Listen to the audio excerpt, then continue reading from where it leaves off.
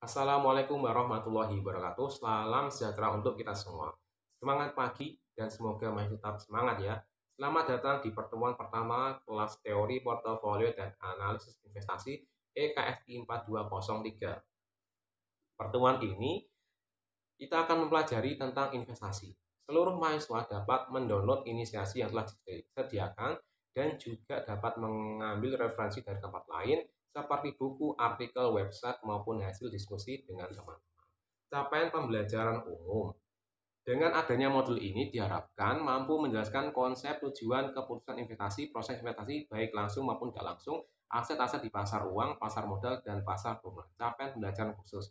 Pada pertemuan ini, mahasiswa akan mempelajari tentang pemahaman investasi, yaitu sebagai berikut. Yang pertama, pemahaman investasi atau definisinya.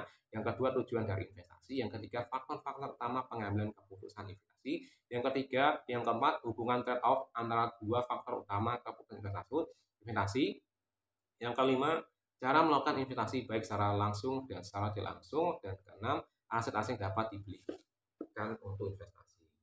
Untuk aturannya silahkan baca di aturan. Nah, sekarang adalah kita akan membahas investasi. Definisi dari investasi. Komitmen pendanaan ke dalam satu atau lebih aset yang dipegang untuk beberapa periode waktu mendatang. Menurut Jones tahun 2014. Sedangkan menurut Hartono 2017, penundaan konsumsi sekarang untuk dimasukkan ke aset produktif selama periode waktu tertentu. Nah, selanjutnya adalah pentingnya investasi. Apa sih pentingnya investasi? Yang pertama adalah meningkatkan kesejahteraan dalam bentuk kesejahteraan moneter untuk masa kini dan akan datang. Yang kedua, membangun kebebasan keuangan saat pensiun. Yang ketiga, pengembangan karir yang menjanjikan sebagai seorang bankir investasi, analisis sekuritas, manajer portofolio, konsultan finansial, dan pialang saham. Keputusan investasi. Yang pertama adalah faktor utama keputusan investasi. A. Return, yakni hasil yang didapatkan atas suatu investasi. Seperti expected return atau imbal hasil yang diharapkan. Yang kedua adalah realized return atau imbal hasil yang digunakan. B. Resiko, yakni perbedaan peluang antara imbal hasil aktual dan imbal hasil yang diharapkan. Dalam pertimbangan risiko terdapat kesediaan investor dalam menerima risiko saat berinvestasi atau toleransi risiko. Investor yang mau menerima imbal hasil dengan risiko rendah disebut risk averse. Sedangkan investor yang mau menerima imbal hasil tinggi dengan risiko rendah disebut risk taker. Nah, yang kedua adalah proses keputusan investasi. A. Analisis atau penilaian terhadap aset modal. B. Memahami karakteristik beberapa aset dan faktor-faktor yang mempengaruhinya. C. Melakukan pengelolaan portofolio. Selanjutnya adalah cara melakukan investasi. Yang pertama itu investasi langsung dan yang kedua adalah investasi tidak langsung. Apa sih yang disebut investasi langsung? Investor langsung membeli aset keuangan langsung di pasar uang, money market, pasar modal, dan pasar turunan tanpa harus melalui perusahaan investasi. Sedangkan investasi tidak langsung, investor langsung membeli aset keuangan tidak langsung di pasar uang, pasar modal, dan pasar turunan melalui perusahaan investasi.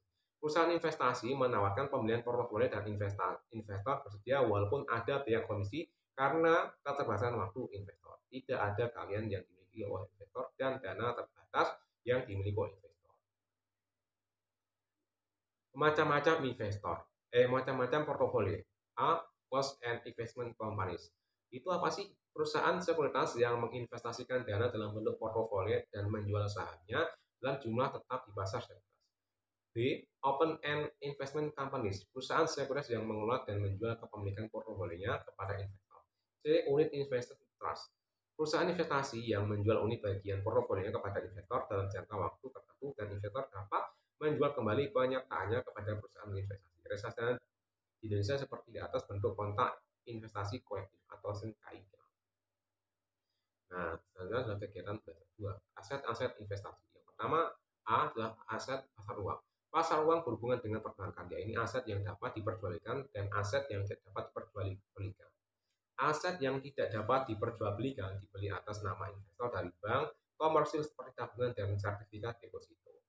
Nah, B. Aset pasar modal. Pasar modal sifatnya investasi jangka panjang yang berupa surat berharga, pendapatan tetap atau fixed income securities dan saham-saham equity securities. Fixed income securities seperti government bond atau obligasi pemerintah, treasury bond, terus selanjutnya adalah federal agency securities, municipal bond yang diterbitkan Menko, bandara, corporate bond, dan convertible bond yang dapat diukur menjadi saham. Aset-aset yang dapat diperjualbelikan di pasar modal atau equity market, yakni common stock atau saham biasa dan preferred stock atau saham istimewa. Nah, kita harus mengetahui itu apa sih yang namanya obligasi. Obligasi itu utang jangka panjang yang akan dibayar kembali saat jatuh tempo ditambah dengan bunga jika ada. Jenis-jenis obligasi yang pertama, A, obligasi pemerintah, SUN, surat utang negara, surat berharga syariah negara atau SBSN, dan obligasi negara Indonesia atau ORI. Yang pertama, SUN diterbitkan untuk membiayai defisit APBN, lalu menutup kekurangan kas negara dan mengelola portofolio utang negara. Sedangkan obligasi negara retail Indonesia atau ORI adalah obligasi negara yang dijual kepada WNI melalui perantara bank dan lembaga keuangan yang dituju. Pertama kali diterbitkan pada Agustus 2006 dengan pembelian minimal 5 juta sampai dengan 5 miliar rupiah per individu dengan jangka waktu 3 sampai 5 tahun dengan bunga yang dapat dibayar tiap bulan langsung ke rekening bank investor.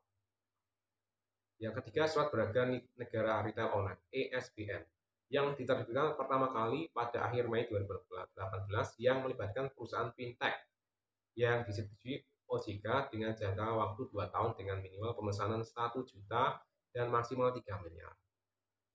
Selanjutnya yang B adalah obligasi munisipal, yakni obligasi yang dikeluarkan oleh pemerintah daerah.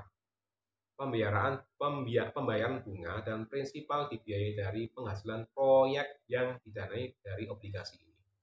C. Obligasi perusahaan atau corporate bond. Surat utang jangka panjang dikeluarkan oleh perusahaan swasta jika terjadi kebangkrutan. Obligasi ini akan ditambahkan untuk dibayar secara dari penjual aset perusahaan. Lalu adalah yang D, risiko obligasi. Risiko dari suatu obligasi adalah kemungkinan obligasi tidak terbayar atau default. Risiko obligasi ditunjukkan oleh peringkat yang diberikan oleh lembaga pemerintah. Lembaga pemerintah obligasi di Indonesia adalah PT Fitch Rating Indonesia, PT ICRA, Moody's Investor Service, dan Standard & Poor's (S&P). Nah, peringkat dari S&P terdiri dari huruf besar dari AAA, triple A besar, double A besar, A besar, triple B besar, double B besar, B besar, triple C besar, double C besar, C, dan D. Seperti itu. Obligasi dengan peringkat BA untuk Moody atau BB besar untuk S&P dikatakan obligasi sampah atau jambon. Obligasi sampah ini merupakan obligasi yang risiko defaultnya tinggi sehingga menawarkan bunga obligasi yang tinggi pula sebagai kompensasinya. Nah, selanjutnya adalah saham biasa. Selanjutnya adalah sekuritas ekuitas. Investasi di ekuitas merupakan kepemilikan dalam sebuah perusahaan. Kepemilikan ekuitas mempunyai hak kontrol atas manajemen. Kepemilikan ekuitas hanya mempunyai kewajiban terbatas hanya pada besarnya investasi pada perusahaan dan tidak sampai ke kewajiban kekayaan pribadinya. Sekuritas ekuitas terdiri dari saham preferred dan saham biasa. Yang ketiga adalah saham preferred. Saham preferred dikenal juga sebagai sekuritas hybrid, yaitu mempunyai sifat gabungan antara saham dan utang. Mempunyai sifat saham karena mempunyai hak kepemilikan perusahaan dan tidak ada waktu jatuh temponya. Mempunyai sifat utang karena mendapatkan dividen tetap yang sudah pasti seperti halnya utang atau obligasi yang membayar bunga tetap. Pemegang saham preferred mempunyai hak seperti berikut. Didahulukan dalam hal membayar dividen dibandingkan dengan membayar dividen saham biasa. Biasanya mempunyai hak dividen kumulatif, yaitu jika dividen belum dibayarkan pada suatu periode akan dibayarkan kumulatif dengan dividen periode selanjutnya. Lalu C adalah dalam hal likuidasi. Investor saham preferred dibayar setelah pembayaran kepada investor obligasi, tetapi sebelumnya pembayaran kepada investor saham biasa. Saham biasa. Apa sih yang disebut saham biasa? Saham yang menunjukkan kepemilikan perusahaan. Saham biasa ini disebut dengan juga nama sekuritas ekuitas, equity security. Sebagai pemilik perusahaan, pemegang saham biasa mempunyai hak memiliki direksi perusahaan dan mempunyai hak veto dari keputusan isu utama di perusahaan. Pemilik yang mempunyai 50%, 51% atau lebih saham biasanya berarti mempunyai hak memilih dan veto yang terbesar. Saham biasa dapat membayar dividen dan dapat tidak dibayar dividen. Dividen biasanya dibayar dari hasil laba perusahaan. Proporsi dividen yang dibayarkan dari laba perusahaan disebut dengan rasio pembayaran dividen atau disebut dividend payout ratio. Dividend payout Rasio sebesar 20% berarti 25% laba perusahaan berdasarkan sebagai dividen. Nah, selanjutnya adalah aset pasar turunan. Aset pasar turunan yang dijual di pasar turunan disebut dengan sekuritas turunan. Dinamakan aset turunan atau sekuritas turunan karena nilainya diderivasi dari nilai aset yang didasarinya. Dua aset turunan yang banyak dijual belikan di pasar turunan adalah opsi atau option dan kontrak berjangka future. Nah, opsi itu apa sih? Surat berharga yang memberikan hak kepada pemiliknya membeli atau call atau menjual put aset yang mendasarinya dengan harga tertentu sebelum opsi jatuh tempo.